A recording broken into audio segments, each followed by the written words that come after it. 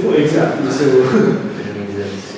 please. So, well, thanks to the organizers for putting this together and for choosing this location, which is very nice. Although it's a bit tricky to get here, so I had to get here 2 days earlier, which means I had 1 day to just go around and eat well and drink good wine, so I'm not complaining. And it's good to see a concentrated effort being put into thinking about how to optimize the student learning experience of, in particular, non-equilibrium statistical physics, because I think there are some pretty big challenges there pedagogically. And I think there are, in general, there are two big challenges, general challenges. And the first I call the smorgasbord dilemma, which is that non-equilibrium physics comprises a very vast range of different phenomena that require different concepts and tools to deal with them. And there is no one single unifying framework for these phenomena, in contrast to, let's say, quantum mechanics or equilibrium statistical mechanics, where there's unifying framework I can start from. So this word smorgasbord, you haven't heard before, it's a loan word from my native language Swedish, which means like a buffet of small dishes, which is what a non-equilibrium course may feel like, if you're sampling from a variety of different topics. And then from that, you're supposed to kind of extract the general understanding of non-equilibrium, but I found that to be quite difficult to do. And the second challenge is that in order to formulate and solve non-equilibrium models, we need mathematical tools that, as a student, one may not have encountered before, like the theory of stochastic processes. So one has to learn that at the same time as one is learning the physics, and there are quite a lot of mathematical tools and intricacies, and for example, this Stratonovich and Ego dilemma. And that provides another pedagogical challenge to teaching the subject. So I'm going to talk about these challenges with respect to mathematical Planck and master equations, which are the formal tools used to describe Brownian motion. And Brownian motion is, of course, a fundamental topic to statistical mechanics, and often the main theme of textbooks and courses on equilibrium physics. I'm well aware that most of you are probably very familiar with these equations and these concepts, but let me just summarize, because people mean slightly different things by these terms, mean slightly different equations. Let me just tell what I will mean by these terms. So in general here, x in these graphs and in the equation is the state of some stochastically evolving system. And then the Fokker-Planck equation is an equation that describes the evolution of probability for such a system, which has two components. It has a deterministic drift component, which is given by this A here, and then a diffusive component, which tends to smooth out the probability distribution, which is given by the B here. And corresponding to such a probability evolution, you get trajectories or system realizations which are continuous but non-differentiable. And then the Langevin equation can be thought of as an equation of motion for the system that gives these trajectories, and there is again this deterministic part and this noise term. And this equation is of course not well defined until you enter stochastic calculus, and that's somewhat involved. And then I have the master equation, which is also the evolution equation for a probability distribution. It has these transition rates, and basically describes the conservation of probability for a system which makes independent, finite-sized jumps. So these equations belong to the study of Markov processes, which is of course a very rich mathematical subject that a student may not have much experience with before coming into this in a physics context. And these equations are, of course, also applied to very wide smorgasbords of different problems, from climate science to understanding bacteria colonies grow. And different textbooks offer quite different perspectives on these equations and their epistemological status, so to speak, and where they put the emphasis. So just to give a couple of examples of this, we have the introductory bit by Svancic, which starts with the Langevin equation, which I perceive is a very common starting point, because for a physicist it's quite intuitive, and with quite simple calculations you arrive at important results like fluctuation and anticipation theorem. And then the Fokker-Planck equation is introduced as being to longitudinal dynamics what the Liebel equation is to Hamiltonian dynamics. And then the Maxwell equation is introduced rather separately and mostly treated in the context of quantum mechanics. So the point is just that in this book, the emphasis is heavily on the Longevin equation, or actually a generalization of it. In this classic book by Van Kampen, takes the stochastic process approach from the start, and it's very master equation oriented, and that's according to the most important of these, the most fundamental. And there's some criticisms against the Longevin approach. So given that there are these quite different perspectives, I thought, like when I was learning about these topics, to try to get, just to get the mathematical picture, how these different equations are related, and then that'll hopefully put me in a better position to appreciate the different viewpoints on the physics. If I can separate the physics from the math, I won't confuse these too much. So then I found the book by Gardner, which is also a classic, Stochastic Methods, to be very good. I really like this book. I think it's very pedagogically written. So I thought about why I think this makes things so clear, and largely based on this book, I've extracted 3 key points that I think make for a good introduction to the Markov process framework. And the first point is to be very explicit about the different levels of discreteness and continuity in stochastic modeling. And the second is to emphasize that the Markov property is the unifying concept for these equations, and to show how they derive mathematically from this concept, and show the difference between the drift component, diffusion component, and jump components. And once one has an intuitive understanding of this, then one is in a good position to talk about drift diffusion versus jump processes and how one can approximate one in terms of the other. So for the first point, there are 3 levels of discreteness and continuity. And the first is whether the state space or the range of the process is discrete or continuous. Then whether the time is more or less discrete or continuous. And for a continuous range, continuous time stochastic process, whether the realizations are actually continuous or discontinuous. And these distinctions may be somewhat self-evident, but I think it's really worth pedagogically to make it very explicit. Because, for example, if one treats the master equation only as in the context of birth-death processes, then one might come away with understanding that discrete state spaces is the limitation of a master equation, which is not true. And Van Kampen in his book also mentions that sometimes it is misunderstood that the Fokker-Planck equation generally applies to Markov processes in continuous space, which is also not true. And when one has made these distinctions very clear, then one has also set up a picture for thinking about different ways of taking limits between discrete and continuous representations.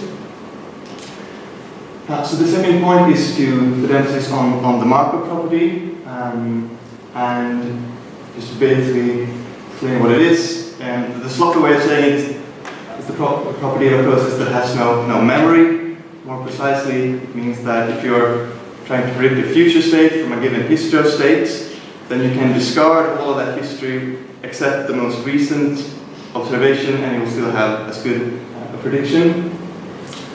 And of course, one has to motivate the Markov process physically, which is a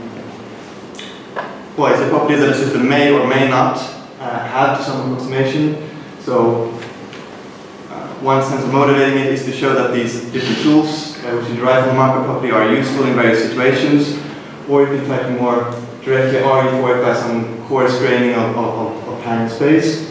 But anyway, once you have convinced yourself that Markov property is a reasonable property for stochastic processes to start considering, then there's a logical flow of derivations that get you to these 3 equations.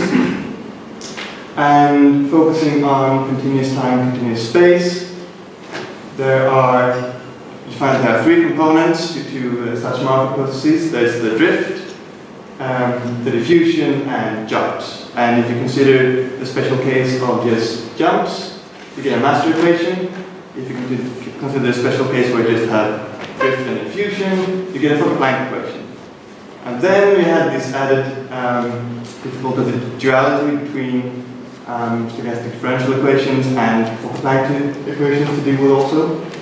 So at least it's clear that the chain of derivations. Okay, so now that one has some idea where this come from and what the predictions are, then one can think about how to approximate one in terms of the other. And I think it is a bit technically involved going into these approximation schemes, but I think the picture is very intuitive actually.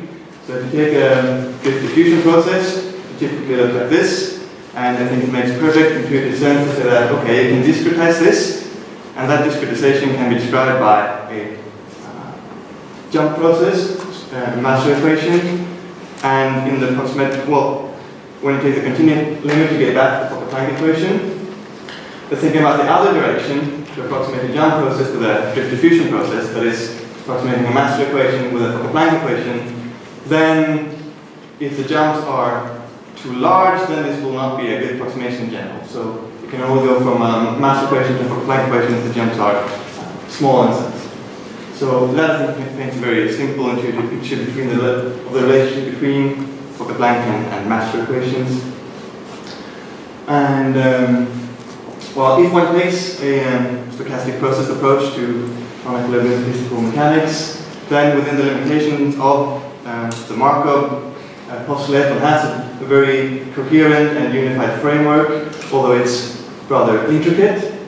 But I think that to the extent that one is able to show how this toolbox is ordered, one also gives some ordering to this smorgasbord of physical phenomena that we're studying.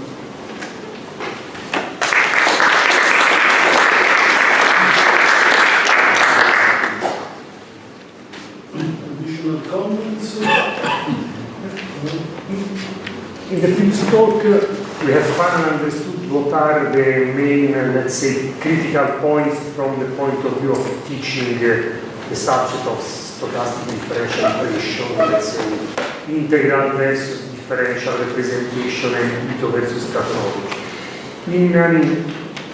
When we pass to the Fokker-Planck master equation, in your opinion or in your experience, what are the most difficult points? So I have not had experience at teaching this, so I'm not sure what students in general find most perplexing. But for me, when I was learning this, it was not so much understanding each of these equations separately, but rather to get kind of the bigger question, the bigger picture of how they were related. And that bothered me a bit, that I didn't quite see the formal framework. And once I read Gardner and saw that, it just became more ordered in my mind. And just having this picture, for example, that you can always approximate Fokker-Planck equations with master equations makes it, like for example, Van Kamp's approach of focusing on the master equation, that makes a lot of sense to me now that I really see that. But like, if you're going to teach this, you'll have to put it into detail, and then there may come up problems that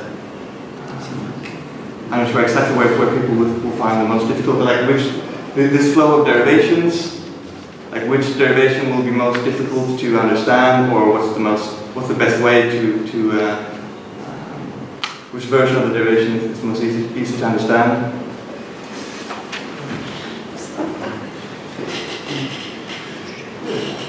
You mentioned in one of your slides, as far as I understand it, sometimes you like the idea that you can say have a sort of general formulation that could be based on the Chapman-Kolmogorov approach, and then, which is the typical approach in regard to describe what comes out.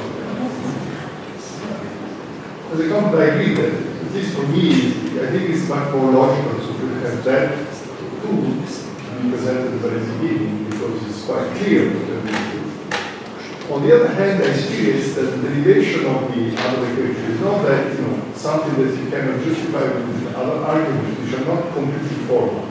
So you have to introduce some, at least teaching to a student, not to a class of mathematicians that are want to be rigorous, some, presentation that they drive you from the Chapman formula to the changes, but to be consistent to the other kinds of formulation.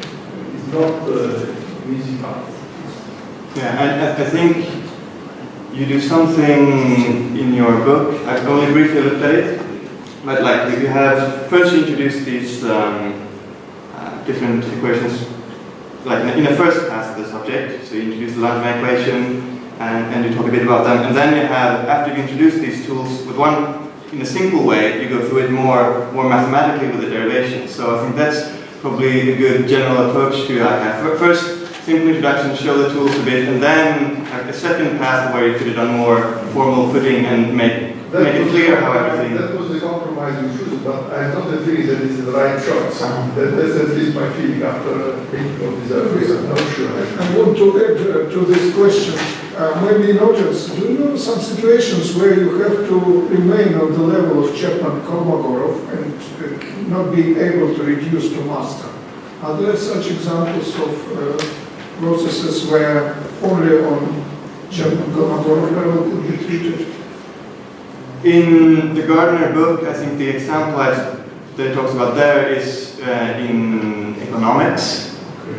I don't know of an example from physics where you need drift, diffusion, and jump at the same time.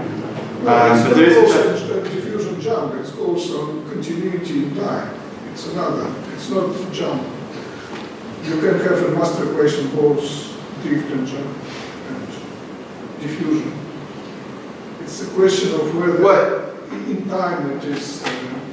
Well, I think that's mostly a terminological question, what we will mean by the master equation. Yes, you can have jumps and drift, and it'll look something like that. But whether we call that a master equation or not, that's just terminology, right? Chapman-Kolmogorov is sometimes potentially you cannot reduce it to master if you don't have rates.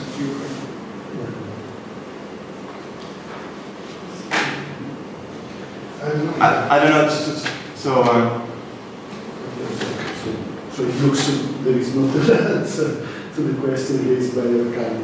Any other question? If not, we can thank